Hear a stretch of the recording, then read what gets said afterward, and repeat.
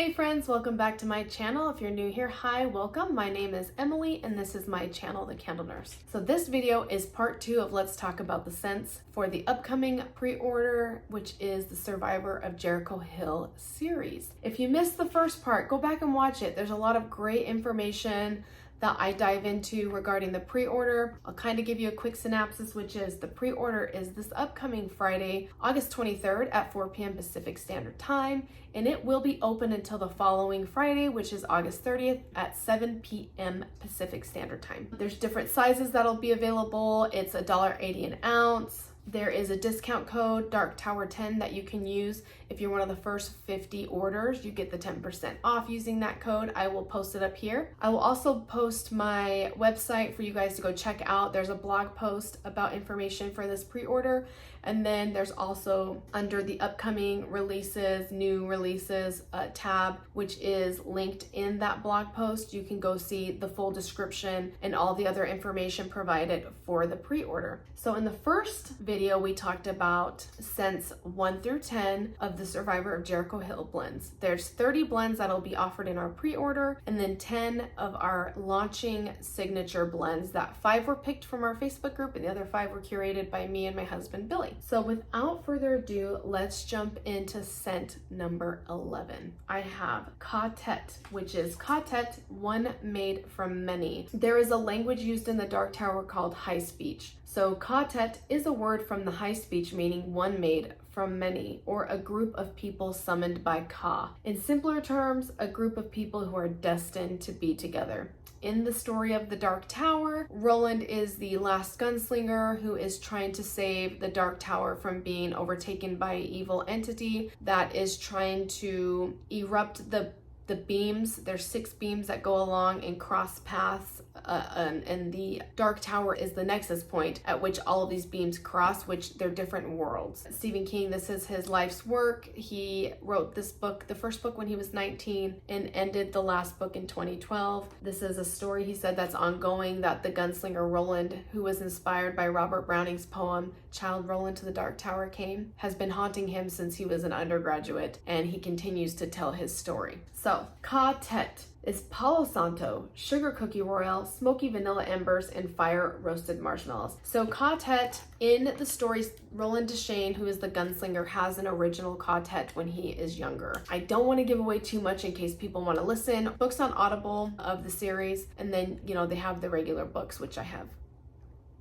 posted back here. There's 8 books in this series. So his first Quartet is from when he's younger. In the story that we are reading in the Dark Tower is how he acquires his second Quartet. This one is such a beautiful, it's very Palo forward. There's extra Palo Santo in this one. It's a nice, smooth, smoky Palo. The sugar cookie royal, and really the thing that's kind of the star of the show to me is the smoked vanilla embers, because it gives it that fiery, kind of charred wood scent, but the vanilla really smooths it out. Your fire roasted marshmallows, this is a really well blended smoky fragrance, but it's not a smoke that kind of sits up front in your sinuses. Palo Santo really makes it smooth, and the sugar cookie royal just makes this almost like you could wear it and eat it. Yeah, gorgeous, gorgeous scent. Quartet. Next up is King. The meaning behind King is this is a fragrance that is inspired by the character the Crimson King. He is the overarching antagonist of the Dark Tower multiverse.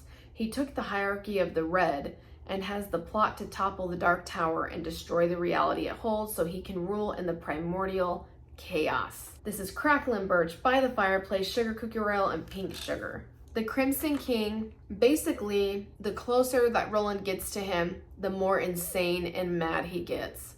And what I mean is not mad as in angry, but mad as in not all there and a little bit of hysterics. This is so wonderful. Okay, so I'm a huge fan of By the Fireplace, and I'm really enjoying Crackling Birch. I think it's perfect for this time of year. So you have your By the Fireplace, but the Crackling Birch is giving it more of that cinnamon bark type fragrance with it. Pink Sugar's in the background, but on warm, Pink Sugar really transforms this to give it more of an elevated pink sugar, sweet, feminine type fragrance. So this is a fragrance that really transforms on warm, and that sugar cookie royal really softens it up so that it's not too like spice forward. Yeah, good. That's King. All right, next up is Lady Oriza. This is sugared spruce, fire roasted marshmallows, burnt sugar, and vanilla bean. The meaning behind Lady Oriza. Lady Oriza is a young noble woman who is referred to but never appears as a character in the Dark Tower series. Her tale inspires the Sisters of Oriza, who are a matriarchal society set up to honor the legend of Lady Oriza. Much of their practice is devoted to mastering the weapon known as the Oriza Plate. The Sisters of Oriza assisted Roland and his quartet to defeating the enemies in the book Wolves of the Kala. So this one is, you definitely get your sugared spruce up front, but there's more to the story here. What I really was trying to do, because sugar spruce is such a, it's like a minty, frosty, really kind of harsh tree note. And I use a lot of balsam fir and birch in a lot of my fragrances. And I really wanted to try a fragrance where I took sugared spruce and try to tame it and add some value using fire roasted marshmallows. There's people out there that it's a scent for somebody as far as a sugared spruce. This one's giving more of a winter Christmas type fragrance. And on cold, I'm getting a little bit of a frost, fire roasted marshmallows, and then there's the sweetness of the burnt sugar and vanilla bean. So that is Lady Oriza. It's actually something that's very pleasing to my nose because for me, I am more of a Fraser fir toned down tree girl. Sugared spruce can come off really harsh to some people, and so I really wanted to take on the challenge of trying to blend with it, and I hope I make you guys proud. All right, next up we have May You Have Twice the Number. The meaning behind this one: a lovely mid-world customary reply to a greeting, long days and pleasant nights.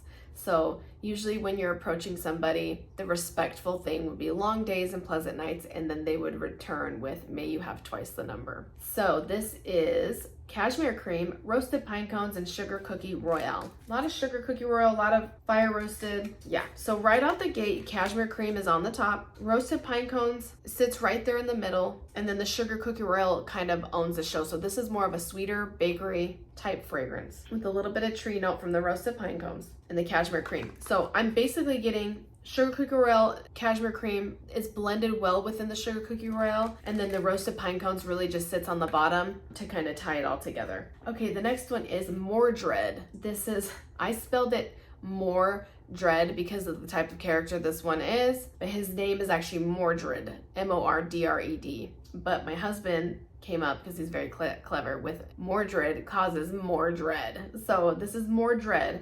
This fragrance is inspired by the character Mordred Deshane. He is partly the son of Roland, as a demon took his seed in the first book. So it wasn't like Roland was trying to have a child, but a demon who was supposed to be an oracle actually took his seed.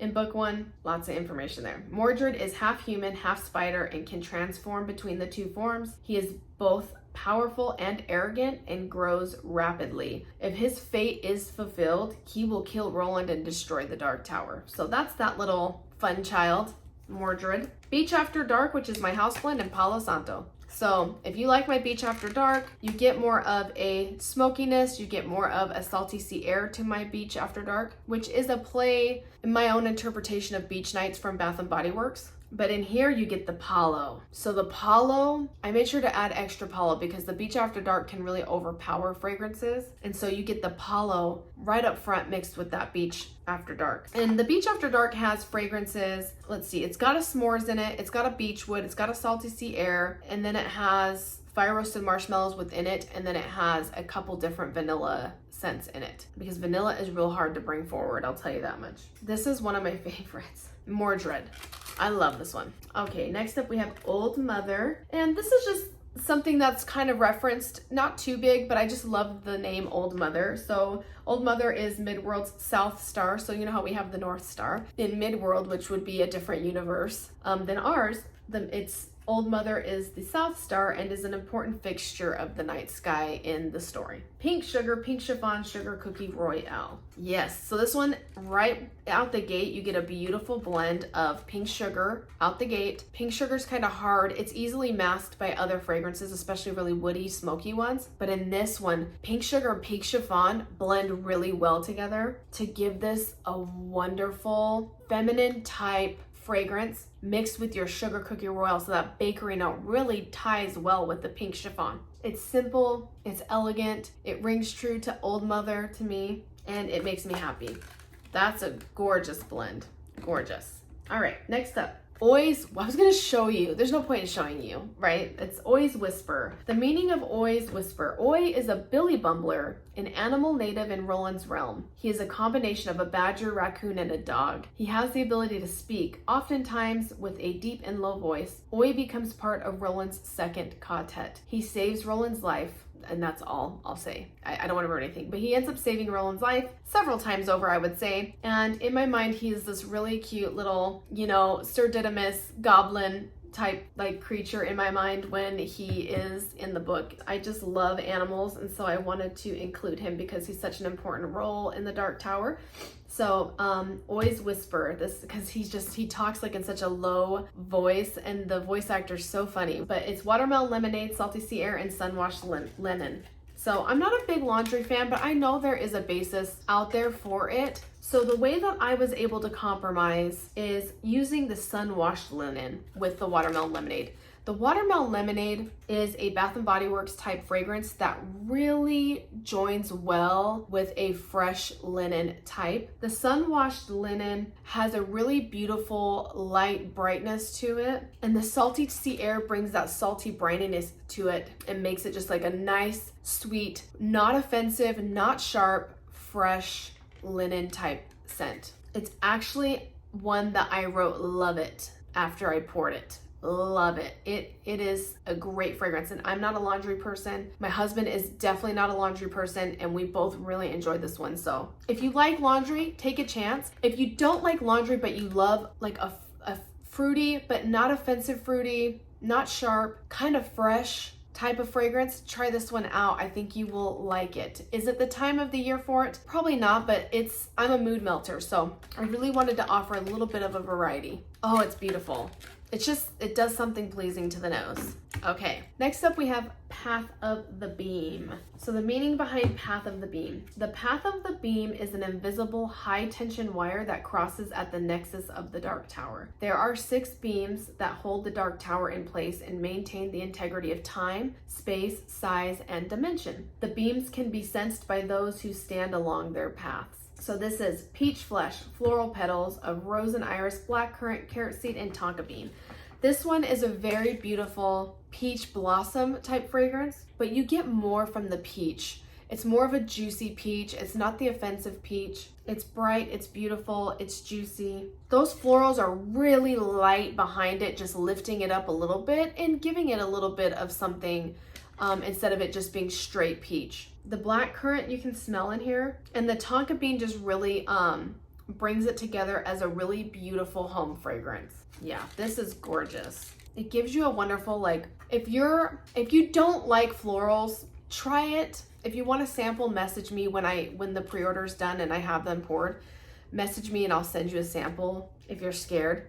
But to me, I'm not a huge floral person, but this is very pleasing to the nose, and it's a nice different type of fragrance to have when you have a lot of woodsy, when you have a lot of pumpkin, smoky, that type of thing. That what the black currant and the carrot seed and the tonka bean do to this is brings this fragrance into a different season where you could melt it all year round. It brings it from, it could be a spring. It's not tropical enough to be summer, so it's a wonderful spring. I think it's enough to bring it into a fall. Yeah.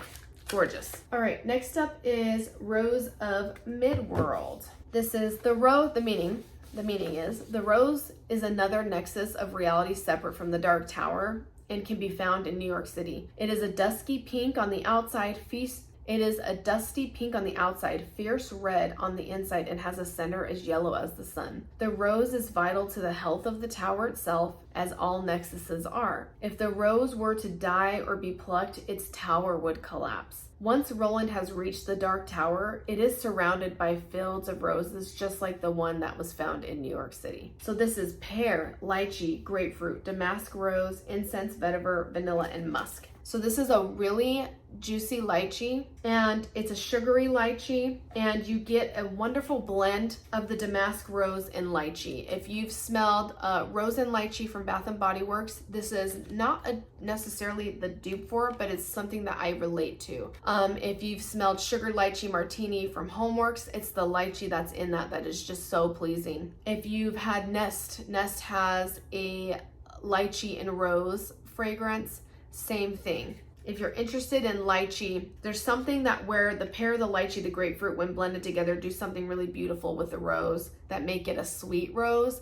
and not a very floral, heavy rose. The incense and vetiver in here ground the fragrance to make it a little bit more deep. This could definitely be a perfume for sure. The vanilla adds just, I think what it does is tames it all, right? The vanilla and the musk. It says, whoa, come back. It's strong, and I would totally wear that as a perfume. It's strong. All right, the last one for this second installment of Let's Talk About the Scents is Stand and Be True.